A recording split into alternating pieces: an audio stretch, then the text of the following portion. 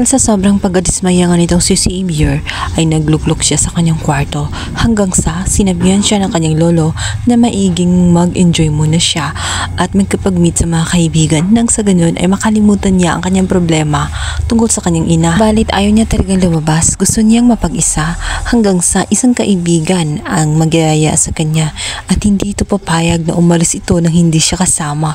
Naaawa siya sa galagayan nitong si Xavier.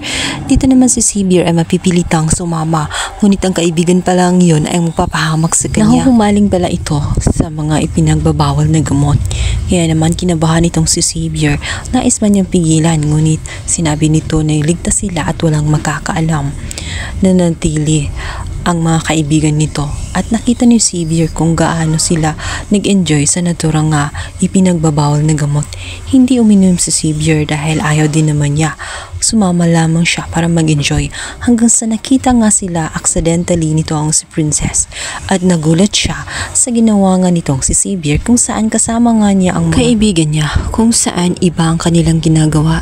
Nakita ni Princess na ang mga ito ay hindi magandang impluensya. Kaya naman nasabi niya sa kanyang sarili paanong galit na galit siya sa kanyang ina, gayong kauri din naman niya at masigit pa pala siya sa kanyang ina dahil sa kanyang mga pinagagawa. Paanong hate na hate niya ang kanyang ina, gayong ang kanyang aksyon ay hindi naman tumutugma sa tamang gawain. Ang banda, ang kaibigan naman nitong si Xavier ay magbiglang mapapaaway at dahil sa langong-lango na nga ito sa kanyang ginagawa ay muntik na nga siya na madisgrasya. Mabuti na lamang at hinilis siya agad ito si Xavier at pinauwi na. Ngunit ang pinakamasamang mangyayari ay kasama nga niya ito habang hindi alam ni Xavier na may daladala pala itong mga impektos na ginagamit nila lagi.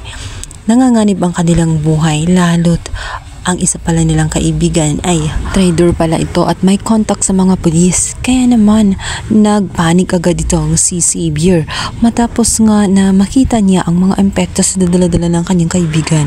Ayaw niya na malagay sa alanganin ang kanyang buhay lalo't alam din naman niya na hindi siya gumagamit noon at kapag nagkataon nga ay madisgrasya pa siya at pati siya madamay. Kaya naman agad-agad siyang pumunta sa CR upang i-flash ngayon lalo't nakita na rin niya sa labas na may mga pulis na nakamasid at gusto nitong pumasok sa loob ng kanilang bahay dahil may nagtip umano sa mga ito na mayroong positive na nasa loob.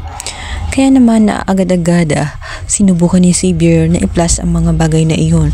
Subalit hindi nga pumayag ang kanyang kaibigan dahil siya naman ang malalagot sa isa pa niyang mga kaibigan. Kaya naman sa madaling salita, silang dalawa ay nahuli nga at nakulong dahil nakuhanan nga sila ng ebidensya at napatunayan na sila ay lumabag sa batas. Isang araw ay magugulat na lamang itong si Princess sapagkat makikita na nga niya na nakakulong na rin itong si Xavier.